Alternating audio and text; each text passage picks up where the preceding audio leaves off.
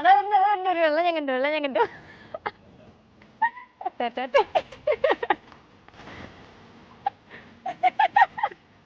ഒമ്പതാമത്തെ വർഷമാണ് കാത്തിരുന്ന ദിവസമാണ് വന്ന്. എനിക്ക് ഇത്രയും കൂടിയുണ്ട്.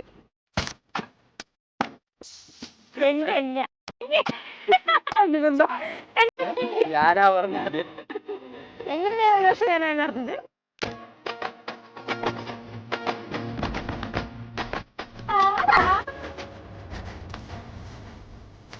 ചേച്ചിക്ക് തലയിട്ടുമ്പോ ചേച്ചി നീ കരയോ ചേച്ചി?